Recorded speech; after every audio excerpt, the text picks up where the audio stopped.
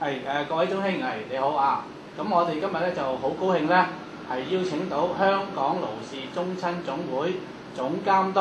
盧志立志立叔咧，係我哋講解下呢個盧氏呢個姓氏嘅源流嘅。志立叔，將個時間交俾你咯喎。好，多謝多謝。係，我呢次咧係受託於我哋盧氏宗親總會第22屆理監事會嘅委託，就希望我咧能夠係獲得個時間咧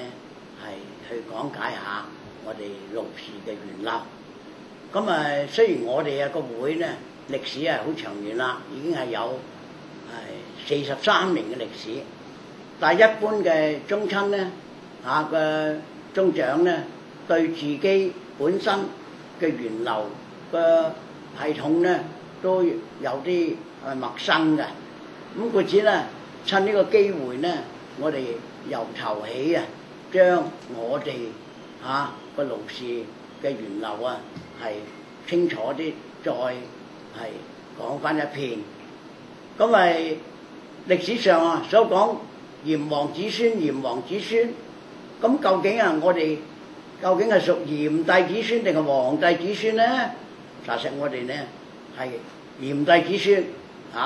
我哋應該係炎帝子孫。炎帝同黃帝咧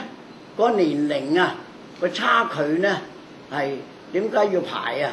炎帝行頭咧？因為佢大過黃帝咧係幾十年，佢當時90幾歲啦，黃帝只係20幾歲。都由於當年係炎帝作為酋長嘅時候咧，佢係酋長咁下邊咧係屬於係嗰啲咧係分段嘅酋長嘅啫。咁佢咧係歷史上有兩個講法，一個咧就話佢炎帝係得一個嘅啫。咁有一個講法咧，就當時咧炎帝咧係有6、7個嘅。佢因為過完一代又係一代，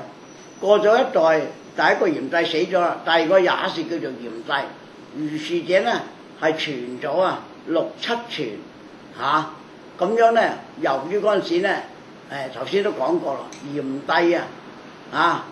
亦都係神農氏咁佢個體力咧係日衰啦，而其中酋長當中咧有啲唔聽話噶啦例如蚩尤，咁呢個大家都好熟悉噶。蚩尤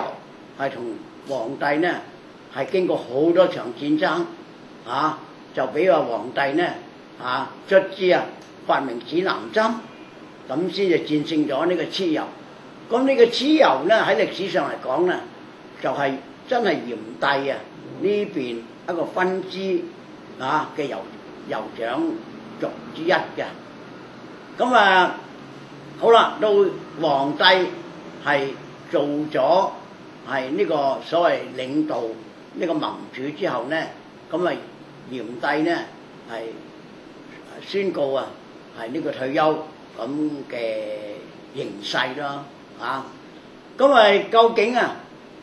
炎帝佢亦都叫神農氏咁呢次都要有啲注筆要解釋下嘅得喎。咁炎帝叫做神農氏，由於佢自小嗰陣時，自細咧後生嗰陣時咧，都已經好有興趣對啲農業尤其是草藥兩方面咧都好有研究。因為咧當年係嗰啲普通嘅人民咧都係打野獸同埋食生果咁嚟度日嘅啫，咁嚟叫做開餐嘅啫。咁人類咧嗰個增長咧個繁殖咧就越嚟越多啦單係靠游牧打野獸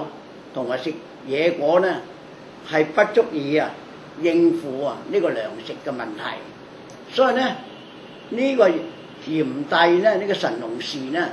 就當時咧非常之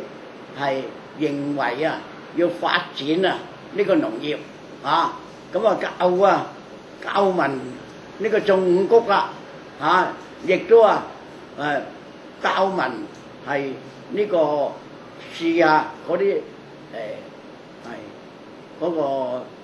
農業啊，嗰個醫藥，所以咧神農氏咧亦都係我哋中國第一個係醫藥專家啊！佢係好早啦，幾千年前啦，已經以自己自身嚟嘗呢個野草、百草所以佢後來試過一次咧，係將自己嚟試驗，食咗有毒嘅嘢又解返，食咗有毒嘅嘢又解返，但係咧講句笑話嘅咧，上得山多遇着苦啦，咁居然咧試過一次咧唔吃呢個斷腸草所以咧呢次冇得救，所以咧佢係死於呢個斷腸草嘅就故此咧神農咧就係結束佢嘅生命咧，就係因為以身唔係以身試法，以身試藥係咁嚟逝世嘅。